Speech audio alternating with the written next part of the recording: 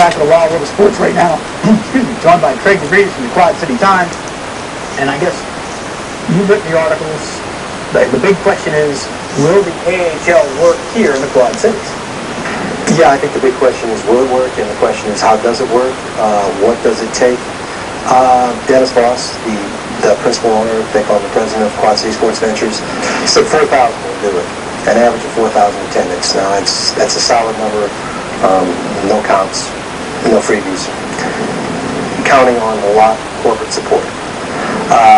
I'm a little bit skeptical about that number because I think 4,000 was just about the number that worked for the Mallards in terms of, I think they made money up until the point where they dropped below 4,000 and then it became a challenge. So I think maybe a more realistic number would be 5 with a good, strong level of corporate support. See, I think the pressure's squarely on the fans now. For years, they've been trying to get an AHL product here. Well, have they? Well, I think maybe the true hockey aficionados within the Quad Cities hockey community were maybe looking for that or hoping for that. But I'm not sure that the 8,000 throngs that used to turn out back in the day will genuinely know the difference. I don't think those were true hockey fans. I think they were into the whole atmosphere and the whole element of this is our team and we're loving it, they're winning, and then that slowly went away. I guess we're going to find out whether those people can be won back, because that's the choir right now. That's who you're preaching to.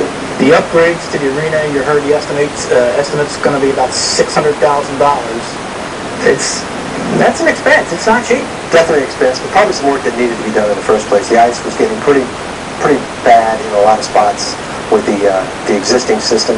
It's a temporary ice system, you understand, because they don't have from what I understand, to put permanent ice making capabilities into the mark. They would have to tear up the cement and put it underneath the floor. Not something that they can really afford to do. That almost $1 million to $2 million. This is going to be an expanded temporary ice making system, much like the one that they had before, with the exception that this is going to run east-west. The pipe header, I think, is what Scott Mullen called it, is going to run east-west, giving it a shorter span and allowing it to keep the ice colder somehow. It's a refrigeration issue. There you go. Now, what do you think of the Calgary organization? Very impressed with the Calgary organization. Ken King is a former newspaper man, so he's got to be good. He's a publisher of, I think, 3 newspapers up in Calgary when they brought him into the Flames organization. I'll tell you what really impresses me about that organization is after Ken King and Michael Holditch left the Quad Cities, they flew to Omaha to have a press conference to say, we're sorry, but we're leaving. A lot of organizations wouldn't have done that. It would have been the bother to say pack up and leave in the middle of the night kind of thing. I thought that was a very commendable move on the part of Mr. King and Mr. Holditch, and I think that tells you a little bit about the organization that we're getting involved with. I think fans are going to be very impressed with the Calgary Flames and the product that they put on the ice. The Omaha Southern Knights won the division this year. Probably could have advanced in the playoffs, but they lost their key best forward, the Russian Tuchanin or something. I'm going to have to learn to say a lot of. You're going to have to learn to say a lot of foreign names. I'm going to have to learn how to spell them. They lost their top forward right before the playoffs.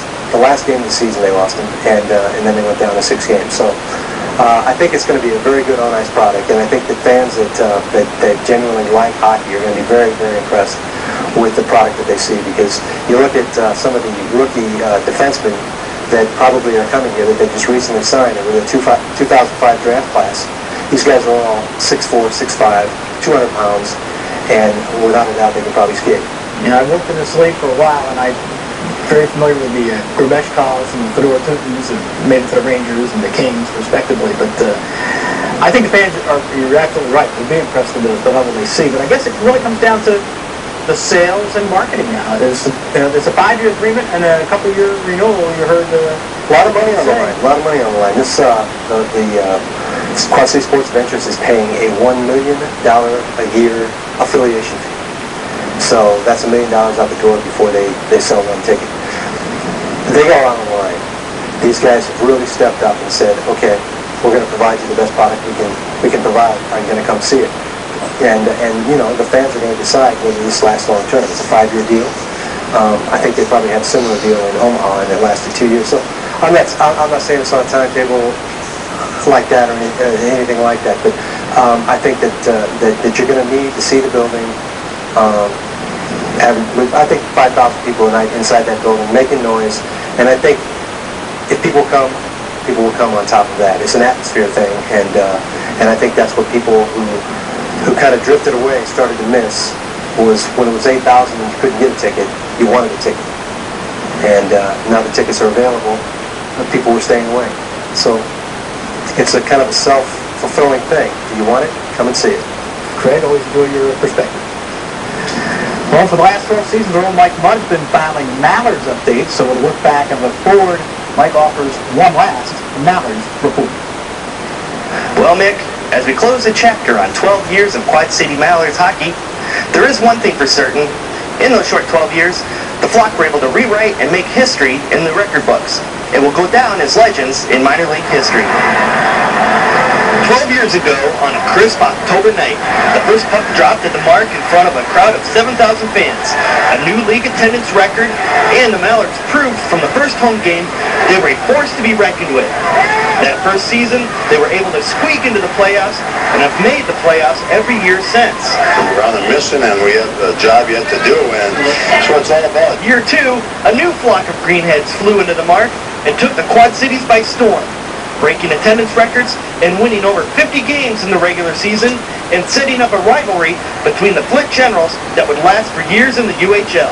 In Quad City, they're all a bunch of cake eaters there, got a lot of money, and don't work for their money. They're all laid-back, lazy people. And the rivalries continue to grow of the Mallards against the world. With the new Quad City Flames, new ones will be born.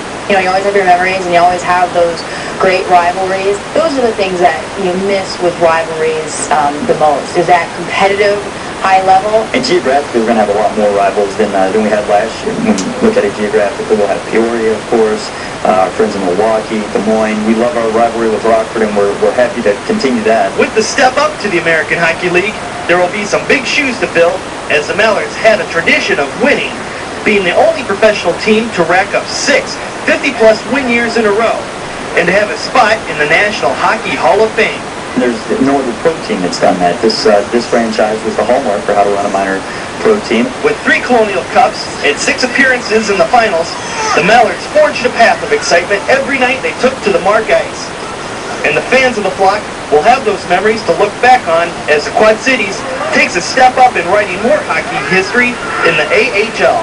And we had great times in the UHL, especially going back a few years. The 2 championships were something that the fans in this community are always going to remember, and it really kind of laid the groundwork for what we're doing now. I don't look at it as the death of the Mallards. I look at it as a new step for hockey in the Quad Cities. Years ago, Howard Cornfield nicknamed the Quad Cities as Hockey City, USA, after the Mallards' second Colonial Cup win, and the staff of the new QC Flames hope to bring that excitement back to the fans on and off the ice. This is the move that we knew would bring it back, and Quad Cities can be Hockey City again. And as we bid a fond farewell to the Quad City Mallards, I am excited for next season and the future, as the stars of tomorrow will be skating in our own backyard, waiting for that big call-up.